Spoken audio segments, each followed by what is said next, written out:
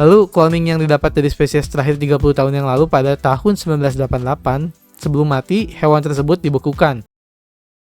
Selamat datang di channel Hide and Seek, di mana di channel ini kita akan mengupas tuntas semua rahasia yang ada di muka bumi ini.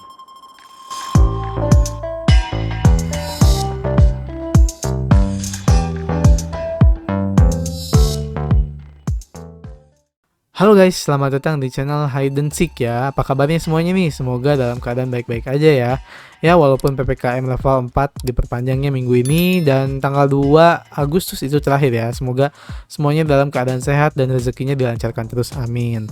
Nah, untuk konten kali ini gue bakal ngebahas tentang Flash News. Gue bakal namain konten ini bertemakan Flash News, yaitu ngebawain berita-berita yang menarik, unik, dan tentunya fakta ya yang ada di dunia yang terjadi gitu ya.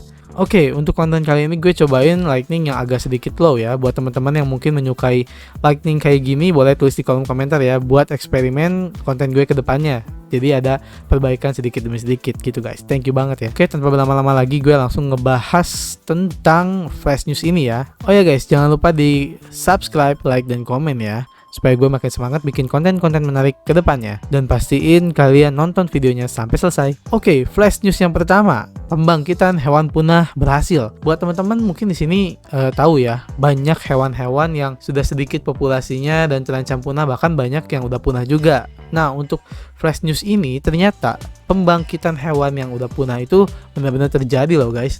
Contohnya di sini gue bakal nyeritain tentang Blackfoot Ferret ya, yaitu adalah musang kaki hitam yang punah 30 tahun yang lalu.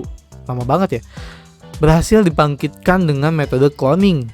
Sistem cloningnya adalah fotokopi DNA. Wah, ternyata pembangkitan hewan yang sudah punah itu bukan cerita belaka ya, tapi terjadi kejadian nyata gitu guys. Lalu cloning yang didapat dari spesies terakhir 30 tahun yang lalu pada tahun 1988, sebelum mati hewan tersebut dibekukan sehingga DNA-nya tetap tersimpan dan menghentikan waktu usia selnya. Oh gitu guys. Jadi setelah si hewan ini sebelum hewan ini mati ya, di sini disebutkan hewan ini dibekukan si DNA-nya supaya menghentikan waktu si usia selnya. Jadi si selnya masih ibaratnya masih hidup mungkin ya. Lalu cloning selanjutnya akan dicoba kepada spesies terancam punah, kuda Mongolia dan merpati. Namun cloning sejauh ini masih pada hewan mamalia. Untuk hewan bertelur belum mendapat titik cerah guys.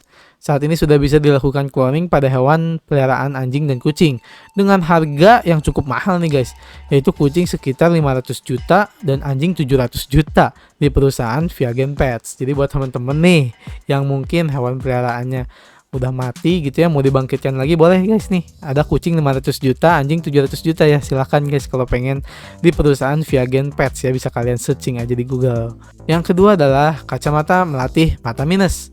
Buat teman-teman di sini yang memiliki mata minus seperti gua contohnya, emang agak sedikit mengganggu ya dalam kerjaan sehari-hari, juga saat di perjalanan, saat nyetir motor mobil gitu ya, itu kayak buram aja gitu guys kalau nggak pakai kacamata, nggak nyaman. Nah, jadi buat teman-teman nih, untuk yang mata minus ada titik terang nih, yaitu kacamata khusus untuk melatih mata minus, dimana sebelumnya emang ada operasi lasik ya. Cuman operasi lasik ini banyak teman-teman yang mungkin takut karena emang itu operasi di mata langsung gitu ya. Nah, ini adalah sebuah solusi buat teman-teman yang takut operasi lasik tapi pengen nyembuhin mata minus nih.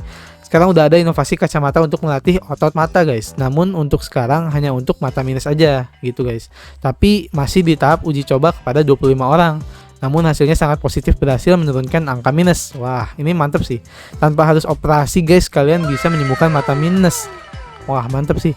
Kacamata ini berupa smartwatch yang terkoneksi dengan handphone secara wireless.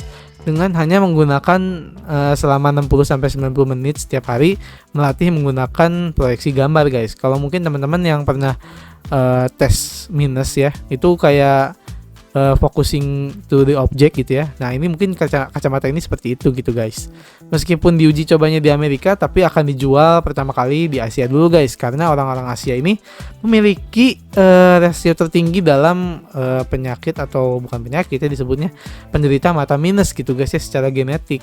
Jadi rencananya akan dijual pertama di Tokyo, Taiwan, Singapura, Hong Kong, Thailand, dan Malaysia gitu guys. Dan di sini di Indonesia belum disebutkan ya.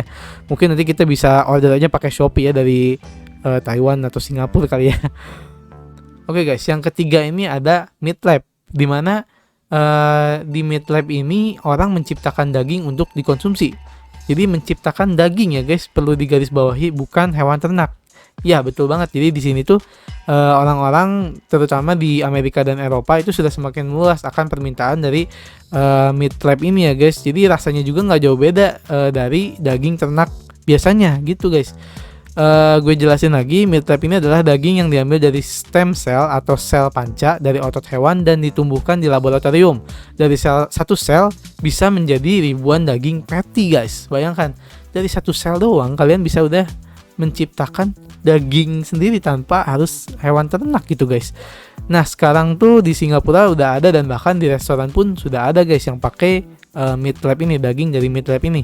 Hal ini bisa mengatasi krisis global akibat polusi tertinggi gas metana peternakan.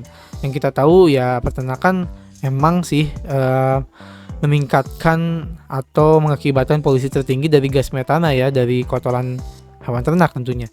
Dan mengatasi krisis air yang diprediksi pada tahun 2040 guys, dimana daging 1 kg sapi itu sama dengan 15.000 liter air. Oke guys, jadi ini mungkin bisa disebut solusi yang tepat ya untuk mengatasi atau mengurangi hewan-hewan ternak untuk bahan pangan kita. Jadi cuma mengembangkan satu sel doang itu bisa jadi sebuah patty guys. Bayangin, gila keren banget sih ini meat lab ya. Oke guys, mungkin sekian aja konten dari gue. Mungkin singkat tapi gue jelasin secara padat aja supaya teman-teman gak bosen dan juga bisa menangkap apa yang gue sampaikan. Jadi boleh teman-teman tulis di kolom komentar, kita diskusikan aja fakta-fakta flash news ini yang udah gue sampaikan, apakah menarik atau aneh atau out of the box gitu ya. Kita diskusikan aja di kolom komentar. Jangan lupa di subscribe dan berikan like kalau kalian menyukai video ini, dan juga dinyalain notifikasinya buat dapetin konten-konten gue langsung gitu guys ya, pas gue upload langsung kalian tonton gitu guys ya. Thank you for watching and bye bye.